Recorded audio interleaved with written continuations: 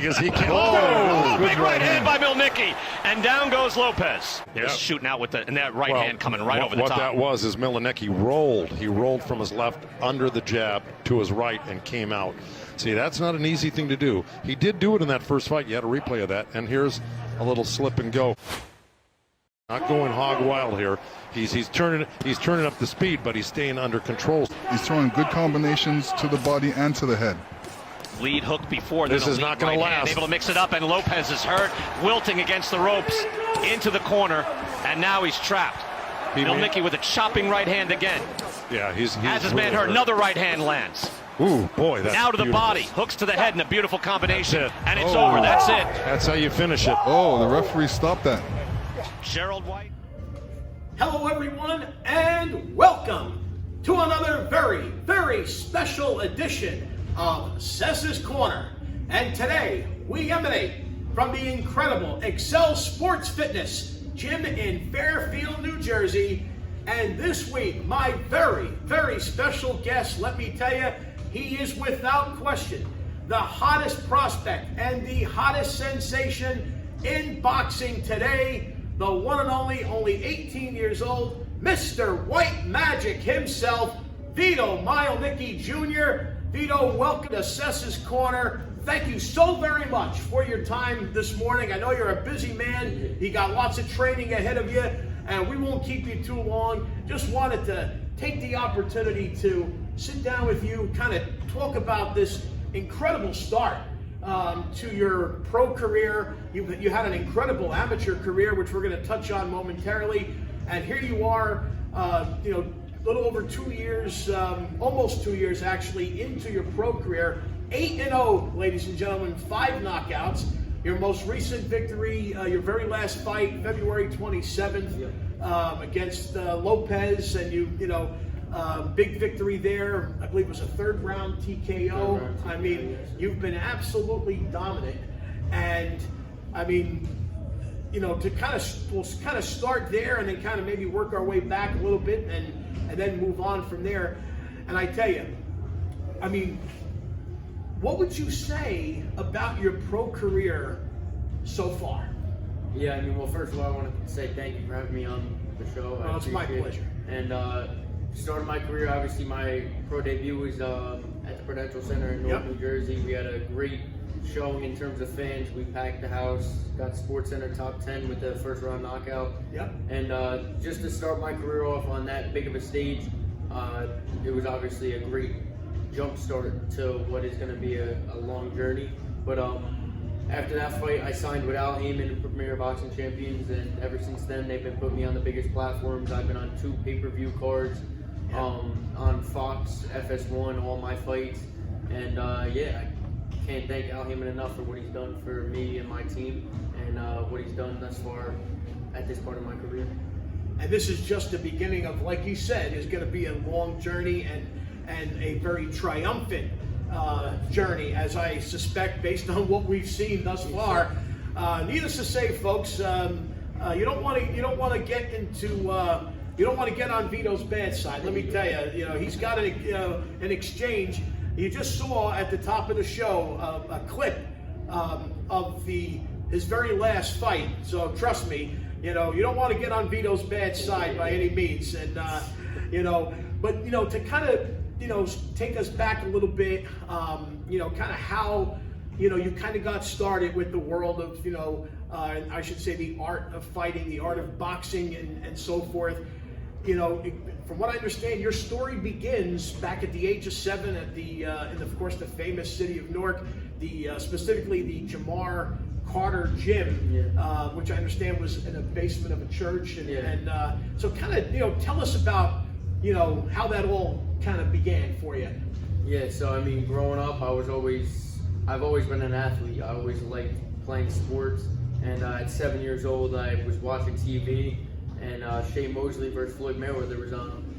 And I looked at my dad and I asked him, I was like, I want to try that. And he was like, all right. So my dad, being the kind of person he is, he's not going to bring me into something and not make me do it to the full potential. Of course. So he didn't bring me to any of the gyms up in the suburbs. He brought me down to where he knew I was going to become where I was going to become something, and he brought me down to Jamar Carter in the basement of an abandoned church. Okay. And the first few days, I hated it. It wasn't for me. It was a different atmosphere.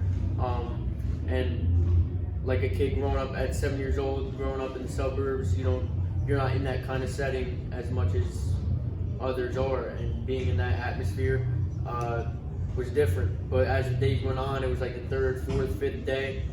I was brought in as family from everyone, and I have relationships that I've built since those first few days to this day in the sport of boxing, and I wouldn't exchange this journey for anything. And the beginning of, like I said, a long journey, and it's going to be one hell of a ride. And essentially, it already has been. I mean, just taking a look at your amateur career within itself, we'll kind of touch on that a little bit before we jump back into, where you're at on the professional level. I mean, I had to, keep track of, all of the attributes that you have achieved thus far from the amateur standpoint. I mean, you fought, fighters from, some of the best fighters from Philadelphia, Washington, D.C., Baltimore. You dominated in every weight class that you were in. I mean, folks, just to go over some of the attributes of just Vito's amateur career, an amazing amateur record of 147-22. Yep. You're National Golden Gloves champion in 2011, 2012, 2014, and 2015. Silver Gloves national champion 2015, 2016. Ringside world champion 2012, 2014. United States Junior National Champion 2017, 2018. You spent some time being trained by the legendary Wally Moses. You won your first national championship.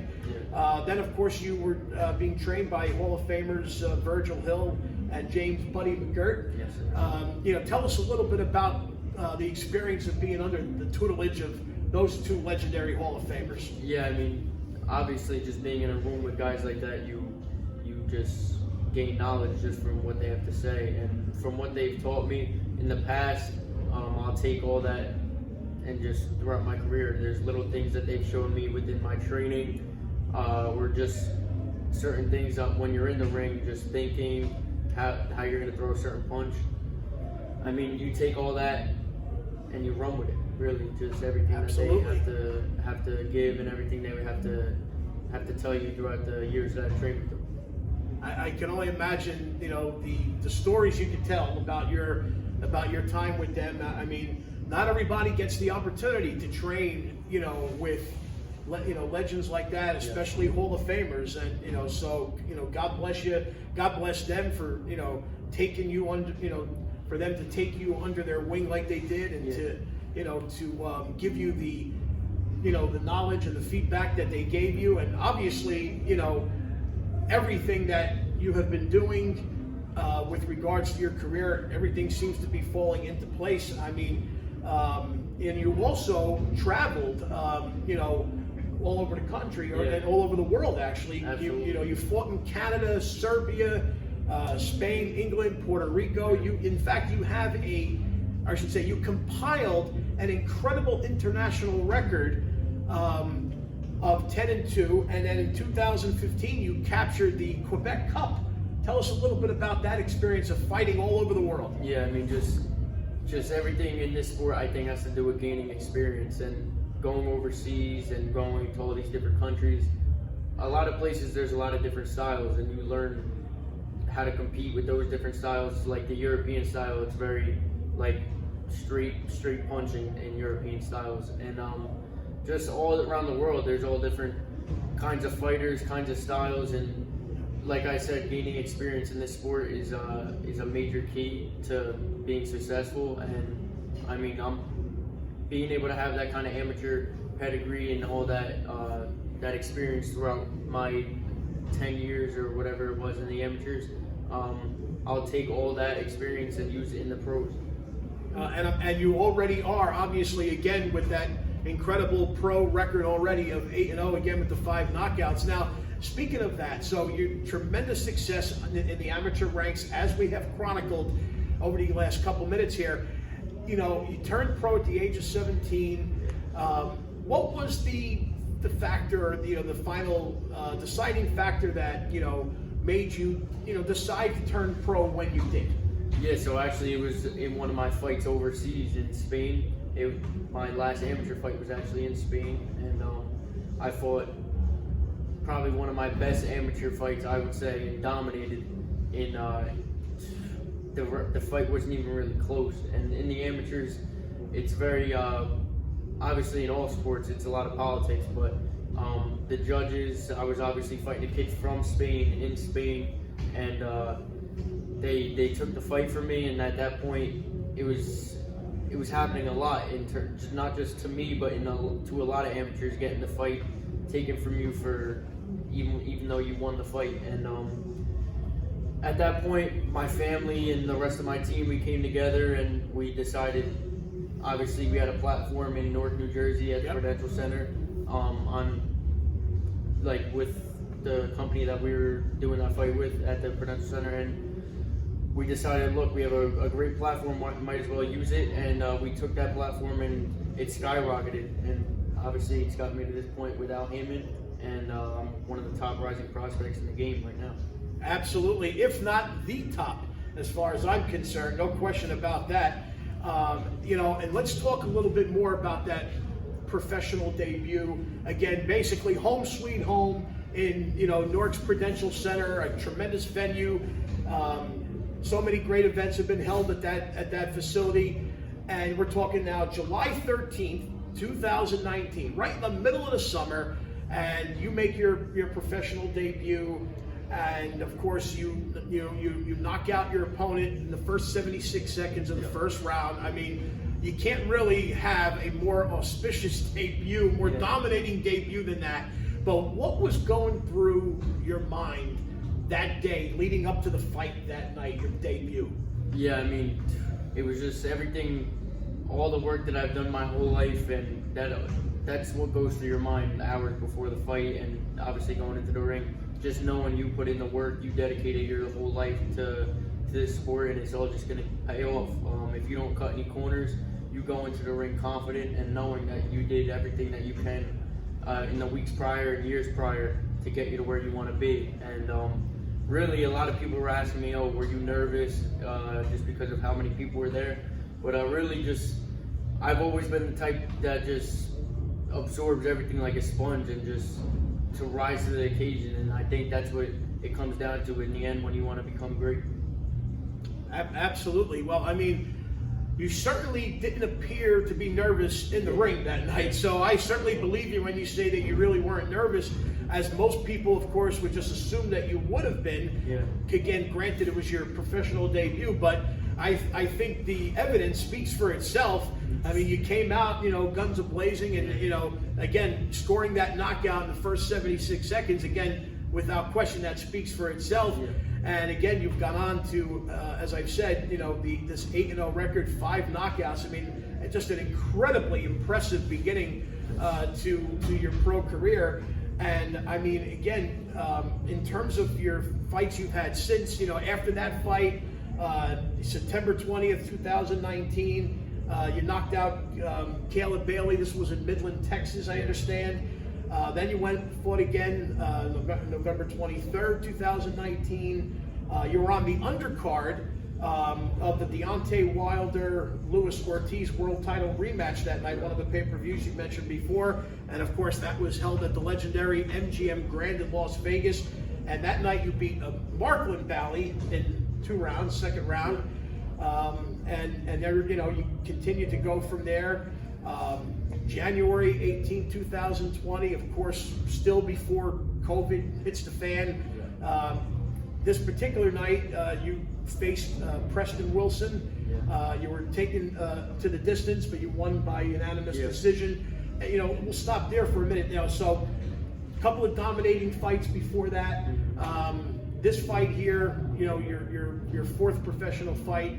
You face, you get a little bit more of a challenge. And how did that feel to you? Going the distance, and you still won the fight, obviously, but you didn't get the knockout or the TKO, but you got credited with the win. how did that make you feel? Any difference in terms of the previous fights where you dominated? Not that you didn't dominate here, but again, a little bit of a different victorious outcome, but a victory nonetheless. But any feeling of any differences with that fight compared to what you had before? Yeah, I mean, obviously going the distance, those are the kind of fights that I think every rising fighter needs. If you're just knocking all these guys out in the first, second round, you're never gonna know what it feels like to get to the 6th, 7th, 8th round. So obviously those fights actually mean a lot more to someone's career than a first or second round knockout because of the learning experience that you get while being in the ring. And you learn more in 6 rounds than you do in 6 months in the gym, because it's you're actually in there fighting. And yeah, like I said, just going the distance is what a lot of rising prospects and young fighters need, because it's gonna help them in the long run. There's no question the experience that you get from that, it's basically immeasurable.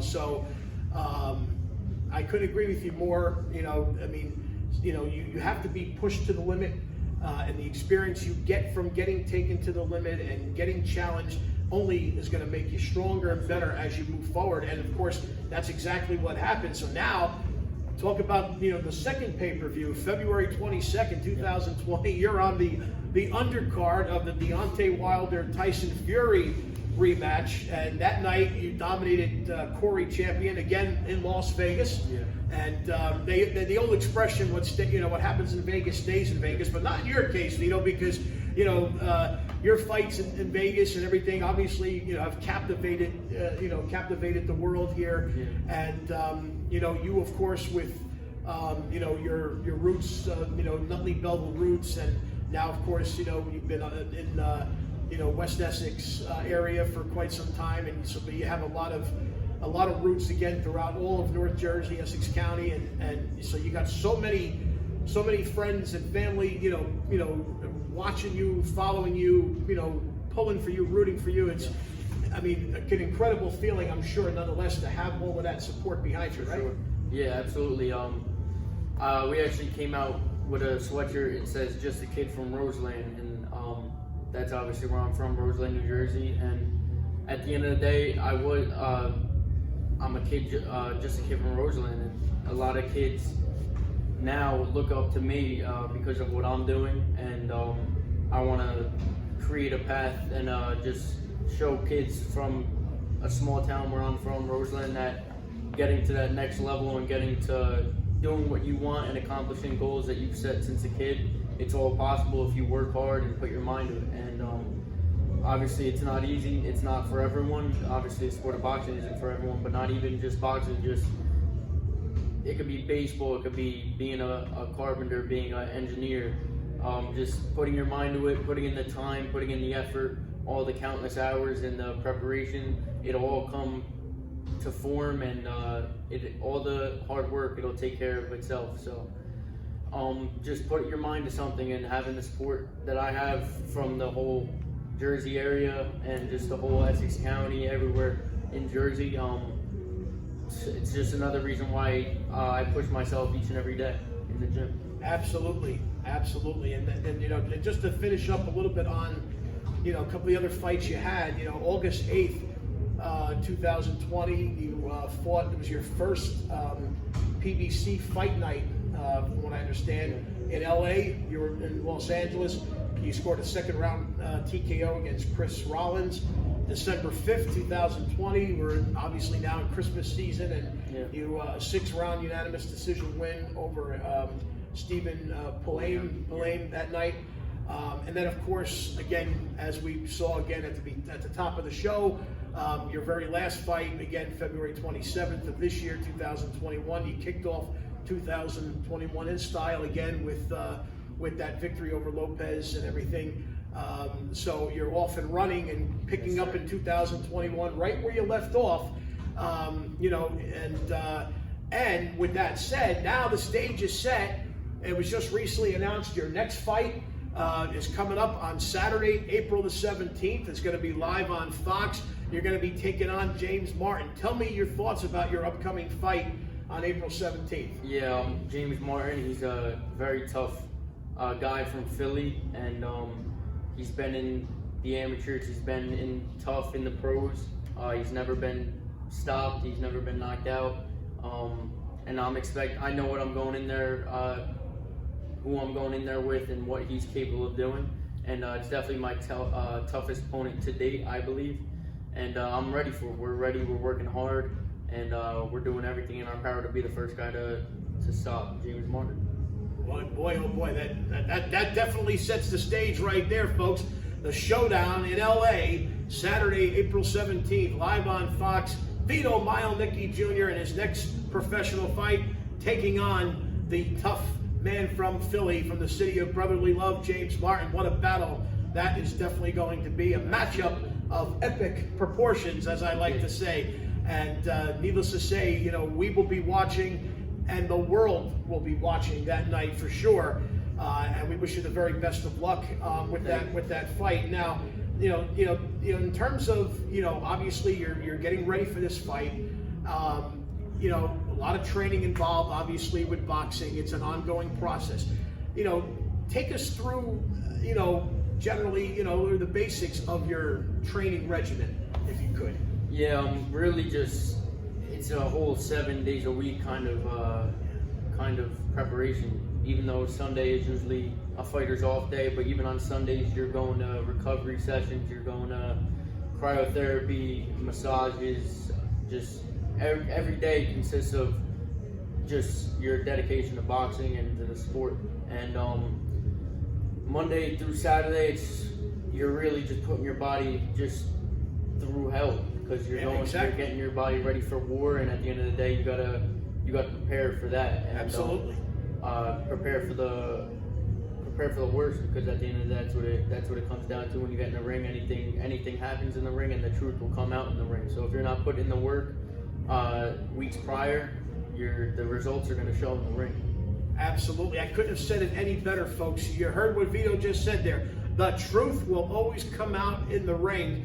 Very powerful statement, very true. Absolutely. And with each and every fight that you have had, we have seen the truth continue to come out, that you are again, one of the top prospects again, if not the top prospect out there today. And you've reignited a lot of people's interest in boxing. I've always been a boxing fan, generally speaking, but I've gone through my ups and downs with boxing. You get to go through periods where there's nobody out there that may thrill us with their passion. And but you have changed that for me. I've watched some of your fights, and you, of course, being a local guy, and my personal Belleville roots, and I'm also in the West Essex area as well. We're essentially neighbors. As I'm in West Caldwell, you're in Roseland, so there we have that hometown type connection. So you have definitely reignited not just my interest and love for boxing, but so many others from people I've spoken to. We have a lot of mutual friends and so forth throughout the area. So thank you for that. Thank you for that. I've forgotten how much fun it could be. To look forward to a big fight night. Nothing like a good fight night on a Saturday night, and that's what we got upcoming once again on April 17th. And with that said, I mean. To the best of your ability, because this might be a little tough one, but I mean, putting aside the upcoming fight, I mean, overall, where do you see your career going? From here. Yeah, I mean, obviously the ultimate goal is to become world champion, but in multiple weight classes. I don't think right now I'm a 147 pounder welterweight, but I'm 18 years old. I'm still growing, and like I said, I'm young. I'm 18, so we're gonna take it step by step. We're not in a rush. We're gonna take our time. When it's time to go for that world title, we're gonna go for that world title, and we're gonna hold the world title. We're not just gonna go for it at a young age, win it, and not be able to hold it. We want to be able to. I do believe this isn't just something that happens. Like, obviously, it doesn't happen overnight. I'm 18. By the time I'm 21, 22 years old, I do believe we'll have a world title. I look forward to that. I can picture that title belt draped across you already in my head. I not a doubt in my mind that day will come. as you said, continued hard work, never a dull moment, and speaking of that, I mean, what would you say is the most, challenging aspect of, continuing to pursue a fighting career? Yeah, I mean, I think 90% of this game is mental. So keeping your mental strong, and when I don't know what the exact saying is, but it's like really just when you start to get paid and stuff. A lot of guys don't have that same like hard work every day, dedication. They don't have that hunger to get out of bed every day, go run your miles, go to the gym again afterwards, and then get some rest, and then go back to the boxing gym later that day. The eye of the tiger is a good way to sum that up. The eye of the tiger, and really just staying dedicated and staying true to myself. My mom always told me growing up, always stay humble and just stay true to yourself, and that's what I'm going to continue to do throughout my career. Amen to that, and you always want to listen to mom. So, and I couldn't agree with you more. That, we have seen over the years, we have seen a lot of fighters, kind of lose that passion, if you will, once the big money starts coming in, and needless to say, you definitely want to prevent that from happening with you. And it sounds like with the great upbringing that you have had and your roots and everything, I don't anticipate you having an issue of that nature by any means. And and God bless you for that attitude, for that outlook on it, that approach. I definitely think you're on the right track, and I definitely foresee that world title, in your path, in the relatively near future. Obviously, I just want to say this, just of course, like growing up, I always take this game of. I look back of me as a kid when I'm 7, 8 years old, growing up, 9 years old.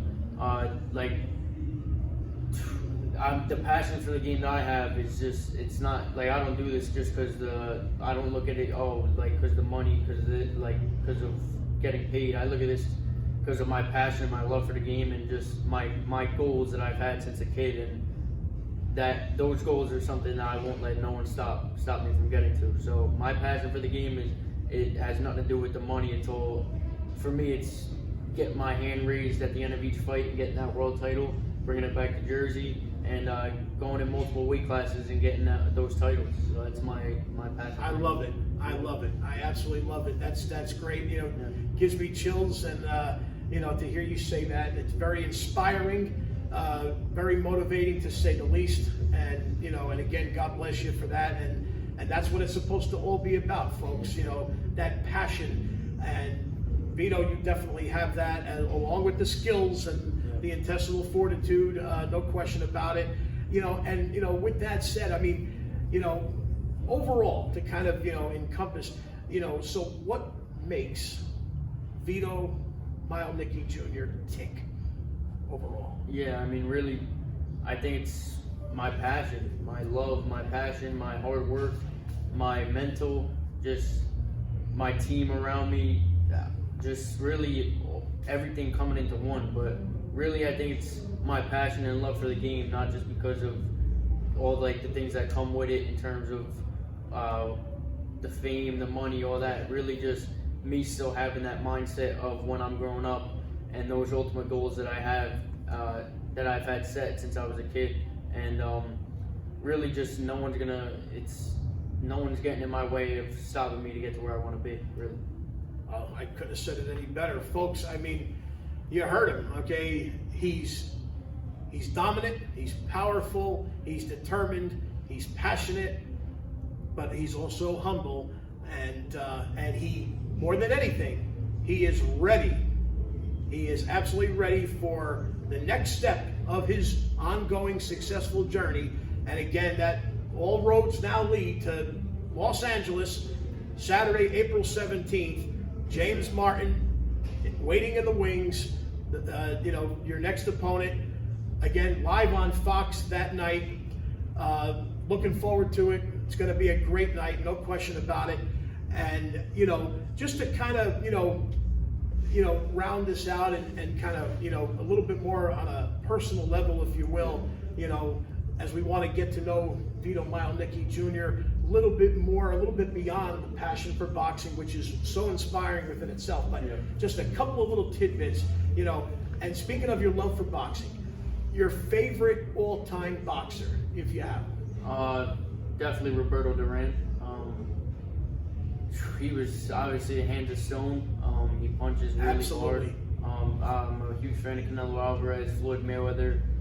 Floyd Mayweather's obviously his smarts, his boxing ability, his defense. Canelo really just all around his hard work. You see him after all of his fights, he's always right back in the ring, or right back in the gym working. And yeah, those are my 3 top guys that I've watched growing up and to this day still watch. Very good, very good. Favorite movie? Favorite movie?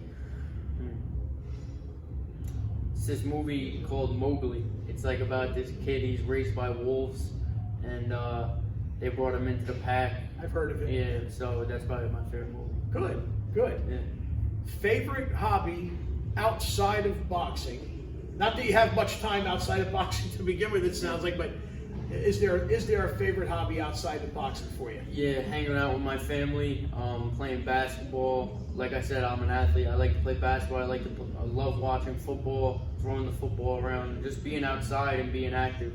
I'm really not like someone who likes to sit inside and just play video games and all that. I still play video games, but I'm not like, I like being outside. I like being active. I like hanging out with my little brother, my sisters, my mom, my dad. Yeah, so just being outside and just being active, really. Excellent, excellent. Tremendous trait to have, no question. And last and certainly not least, and this might be a little bit of a loaded question, especially when you're in the midst of your training regimens and everything, you know, because you may not necessarily be able to partake all the time, but favorite food? Pancakes. Well, he didn't hesitate, folks. Yeah. Did you hear that? Yeah, pancakes, definitely my favorite food. That's my favorite breakfast. Probably Sunday gravy, obviously, that my mom makes homemade. So definitely, those are my 2 favorite foods. Well, 2 excellent choices, if you ask me. And I love the way you said Sunday gravy. Remember, folks, gravy, Sunday gravy. You heard it from Vito, so there you go. Yeah. Listen, I tell you, that's wonderful. Vito, thank you so very much for your time. I know you got another busy day of some strength and conditioning to get focused on, so we certainly don't want to keep you, but I tell you, I thank you again. It's an amazing opportunity to have this time with you, today. Once again, I wish you all the very best with your upcoming fight, and of course with all the fights that'll be forthcoming after that. You know, God bless you and your family. Folks, once again, the stage is set. All roads lead to Saturday, April the 17th in Los Angeles, live on Fox that night. Vito Mielnicki Jr. to take on James Martin from Philadelphia. That'll be a tremendous bout, no question. As I said before, a matchup of epic proportions. And again, Vito, once again, I know we will be watching, and again, the world will be watching. And we look forward to that and all the fights to come. Best of luck once again. Ladies and gentlemen, again, I give you the one and only Mr. White Magic himself, Vito Mielnicki Jr.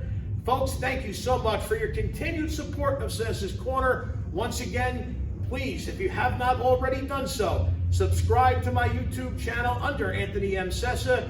Be sure to hit that thumbs up on each and every episode. That's where you will find this episode of Sessa's Corner, all of my prior episodes, and of course all of the upcoming episodes of Sessa's Corner. Thank you all once again. Vito, once again, thank you. And thank you for all the support. I appreciate it. Absolutely, our pleasure. Good luck once again on April 17th. Thank you. You got it.